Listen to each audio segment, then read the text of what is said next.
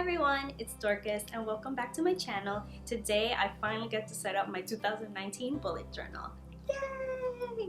A new year means a new notebook, a fresh start, and I want to take you guys through how I'm going to set up this coming year's notebook.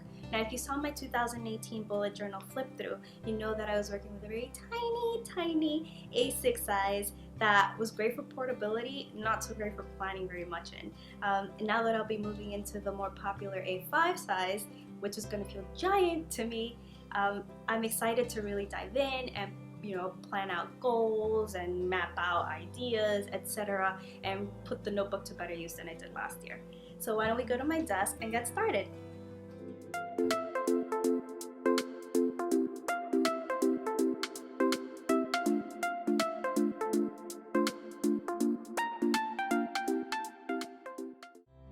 Okay, so I'll be starting my bullet journal by creating the key page, which will show the set of symbols that I'll be using throughout the notebook. A dot for task, an X for completed task, an arrow for migrated task, a tent for appointment, another for completed appointment, a circle for event, a dash for note, and an asterisk for priority.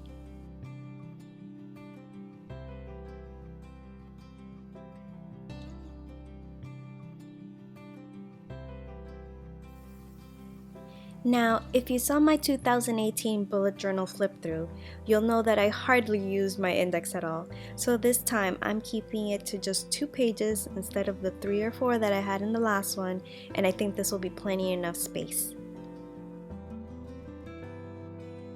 Now, many people like to start their bullet journal or, the New Year's spread with some inspirational quote, mantra, wise words to really set them up for success and productivity in the coming year. But when I thought about it being 2019, it's just madness to me. Like, it's craziness. So I decided to write that instead. How is it already 2019? And I wanted to paint this one, but I wanted to make sure that the ink was all dry before I, laid on watercolor on top of it, so the ink wouldn't smudge. And so I started the yearly calendar on the other side. Now this year at a glance is basically I redrew the one that I had created for my 2018 bullet journal.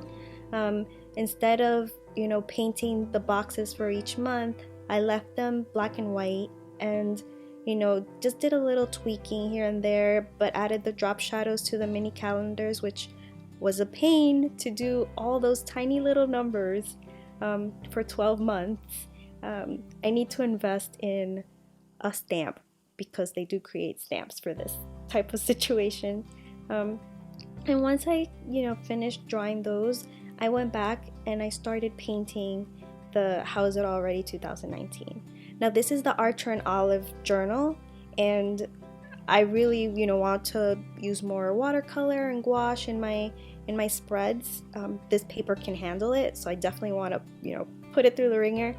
And I found that this was the first time I was painting a full-on page in this journal, and I didn't really like how it's kind of mixing, how the paper's not really, maybe it's absorbing the paint too quickly, so it's hard to mix on it. I didn't really like entirely how it came out, to be honest. So I might go back and try gouache instead. Maybe a thicker paint would look better and not as muted as this watercolor looked on this page. It definitely needs a pop of something. So this is going to be a work in progress page. I can totally see it. So now I'm just finishing up the banner, adding some little darker tones, and yeah, then I wanted to go in and make those arrows a little darker to make it pop a little more. Now here at the top, because in the other page, Year at a Glance was taking up the top part of the page, I created these little doodles to fill up the top page of this spread, and each little doodle kind of marks the passage of time. So I'll have like snowman and little plants and raindrops, and then moving on to flowers, summery doodles, and then fall and Thanksgiving and the holiday season, and just really showing the months as they go through. That was really fun to do, and I might do more of those in other spreads in the future. And so here, yeah, I just continued this arduous task of creating all these tiny little months for for the rest of the year. But it did come out super cute, and I do love it. But sometimes I wonder, there has to be an easier way. So I might actually create stickers for the future. So yeah, so just, doing the tiny little numbers for each month.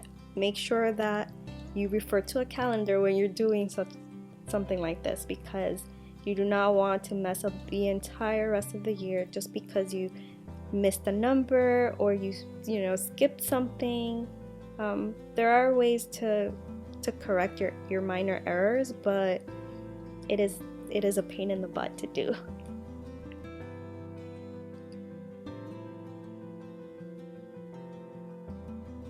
So yeah, and then I went back and added drop shadows to each of the tiny calendars. I also sketch out all of my pages, by the way. I like to make sure that everything will be properly arranged and positioned, and then I'll go in and ink it, and then I'll erase the pencil lines after. If you're using marker or watercolor, you'll want to make sure that you erase the pencil marks, because the lead will just get trapped under the pigment, under the ink, and you won't be able to erase it after. I love how these are coming out. They're so cute, these little doodles. Maybe I'm just, I really maybe should have gone with the scribbles that matter.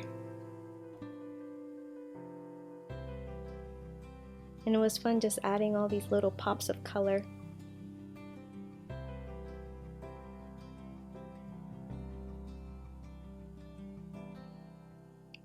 So yeah, just making sure that everything is, all the pencil marks are erased, everything's clean. And then I went in and added some quick drop shadow just to make those calendars pop.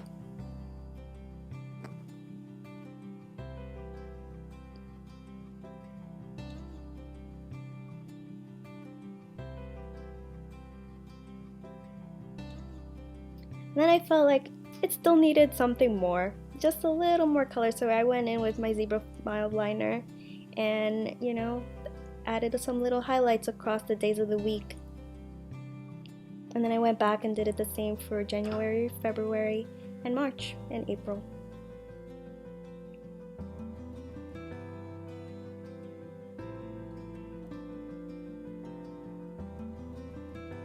Now to the next spread.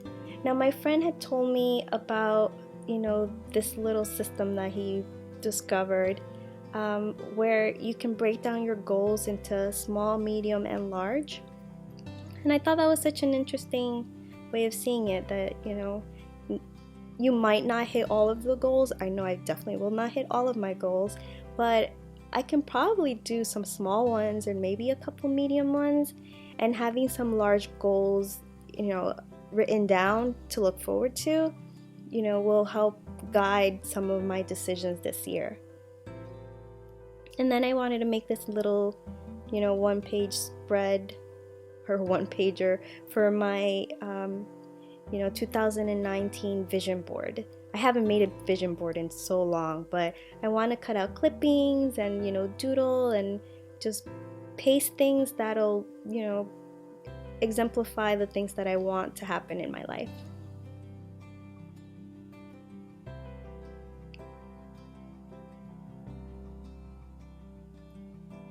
Now these next two pages are also recreations from my 2018 bullet journal. I joked in my 2018 bullet journal flip through that I was going to create a page saying books I want to read but know that I won't, because I hardly read any books last year, which is such a crime. So I recreated the same one actually, and I'm gonna try really hard to read more books, and I'll be filling them in, like the title and the spines of each of the books on this bookshelf. And on the next page, I recreated my movies that I watched in the the one I did in 2018 was the same one, but I'll be changing this one and filling it up with movies that I watched in 2019. Now, I didn't use the one from 2018 very much. One, I don't watch that many movies, but the ones that I did watch, I didn't even get to write them in. So I'm hoping that this year I'll be a little better about keeping track of the films that I watch.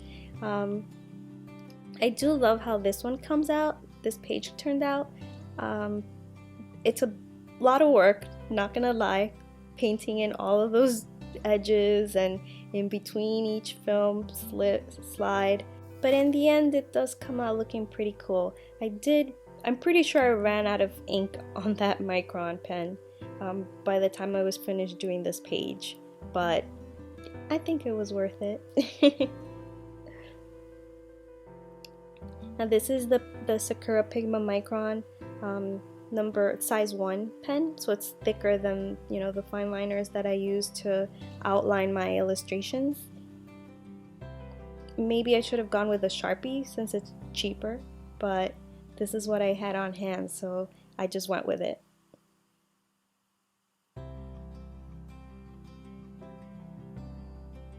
And so then I make sure I erase all of my lines.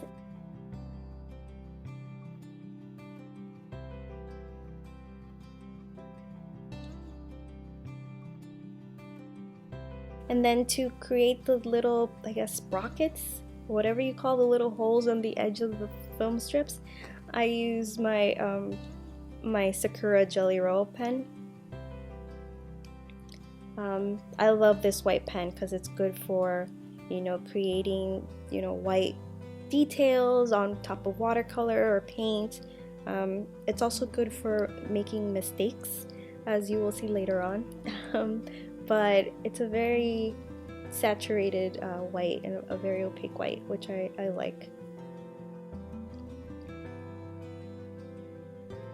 And so now that the bookshelf ink is dry, I wanted to go in and, you know, add some little pops of color, paint the little flower vase and the plant pot, and then the bunting up top, which reads Books I Read in 2019. I colored those in as well with my Crayola Super Tips.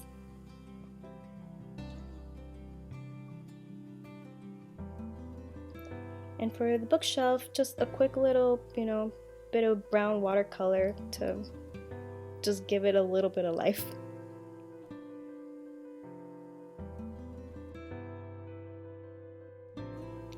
Now this is a cool spread that I've seen a few people do, you know, both on Instagram and on YouTube.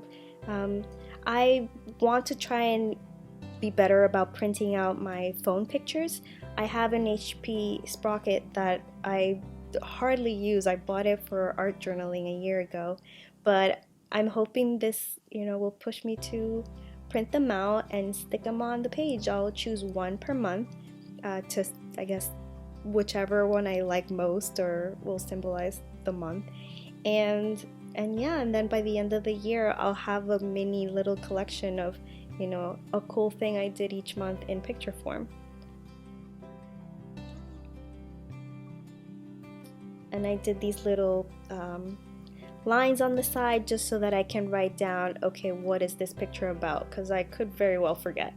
And I added these little camera icons with click, click, click across the top of the page.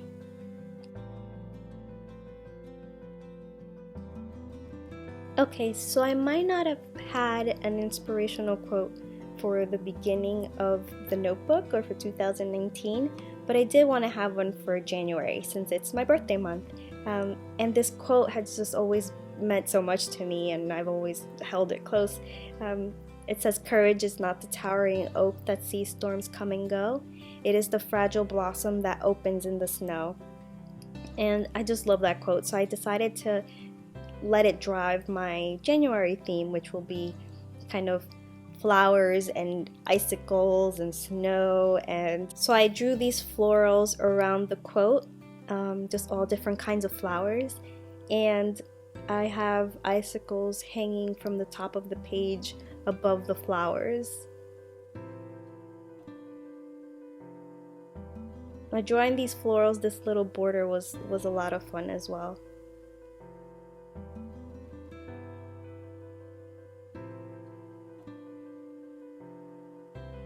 I'll probably do a lot more of this kind of, floral border.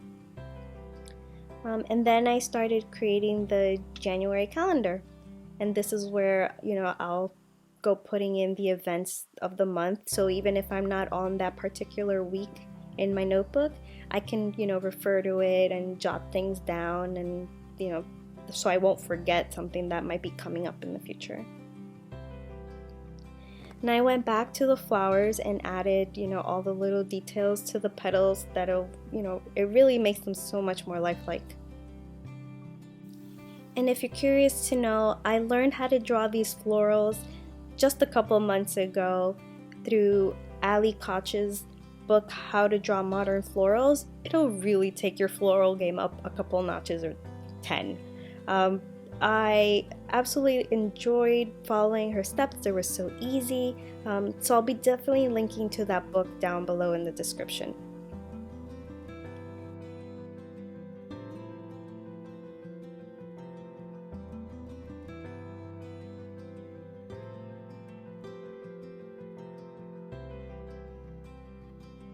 Okay, and here I'm just adding the days of the week and the days of January, and at the bottom including a little space to jot down things that might be coming up in February, so when I set up my February spread I can refer to this and transfer those dates and events and tasks over.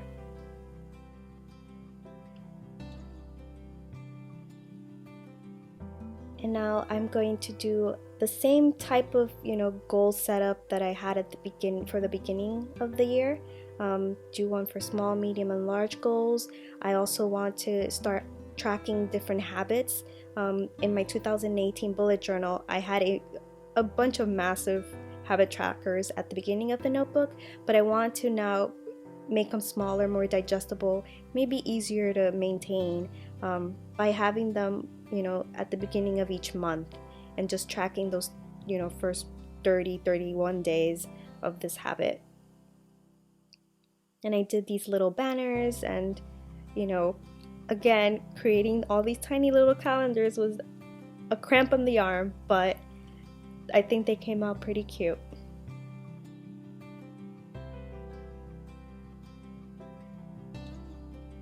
Just erasing my markings, and I went back and I touched up the banners with some Prismacolor pencils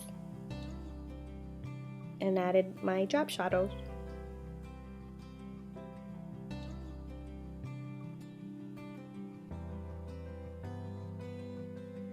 And as I do the habit each day, I'll circle the date and hopefully have a whole collection of circles and not a lot of blank spaces like I did last year.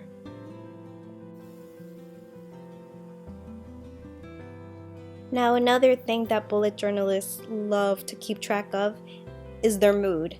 And you'll find all kinds of creative ways to, showcase how you're feeling throughout the month.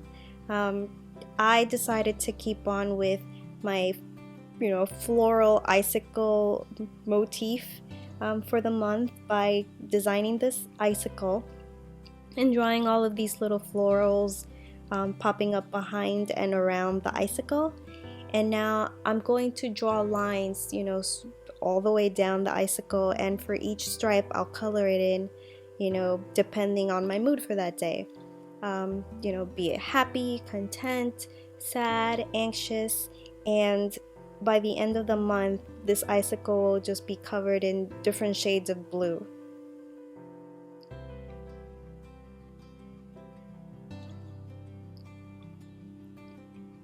So I'm just filling the page with lots of flowers and drawing the lines that I'll be coloring in as the month goes on. And I selected 4 different Crayola super tips to color in, depending on the mood. And a day for each of the lines.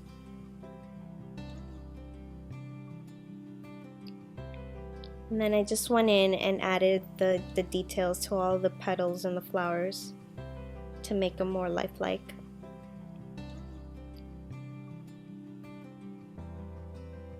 I could do this all day.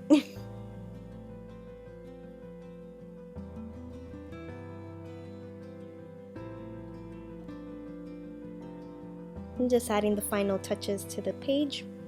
And I was originally gonna paint it, but I think with the icicle painted, I'm just gonna leave it black and white. Like, I was gonna paint the January spread as well, but it just looked so nice in black and white, so I decided to leave it. Now, I created this brain dump page, which is another popular feature in bullet journals, and it's just a space to just write or draw or do whatever you want, and just, you know, have a space to contain it. And then I created, these are kind of, you know, miniature brain dump pages, but I sectioned them off, and I created these little pages that are taped up by washi tape, and each little box will hold ideas for different categories. And then I have a big one that I'm not exactly sure what I'm going to use for, but I just wanted to have that there so that I could start my weekly spread on the next page. So then I went in and I just painted it really lightly so it, you know, looked like tape, like translucent tape.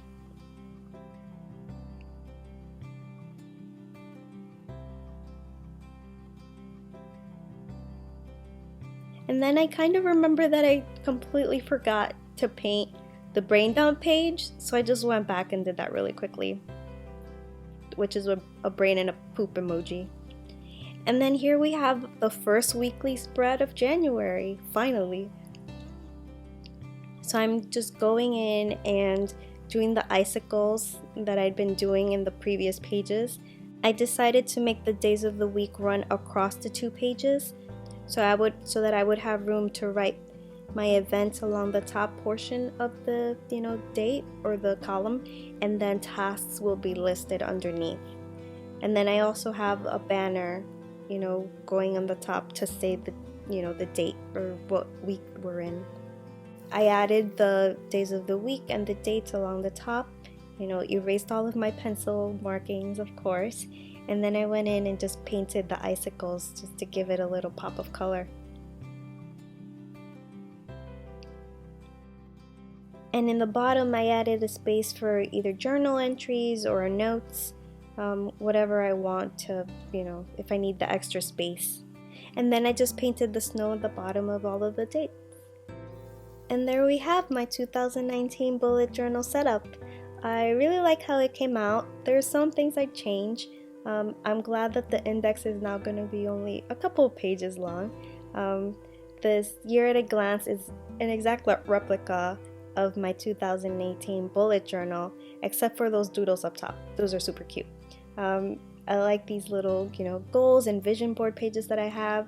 The bookshelf and the film strip, I'm glad I carried that over, and I'm hoping these pages will help me, you know, print those pictures, get them out of my phone and into this journal. And this icicle floral thing, I am all about it. I expect to see more of that, you know, as January goes on. Maybe into February, who knows? But I love how it came out. It's very simple, and it's funny that I got this Archer and Olive notebook to paint and go wild in, but I'm really liking the black and white pages the most. So that's it for this 2019 bullet journal setup and January plan with me. I'm really excited to see how this one progresses over the year. If you have any comments or suggestions on what I should do for future monthly spreads, feel free to leave them down below. And let me know if you're doing one yourself. I'd love to check it out. Give this video a thumbs up and subscribe so you can see future videos like these. And I'll see you in my next one. Bye!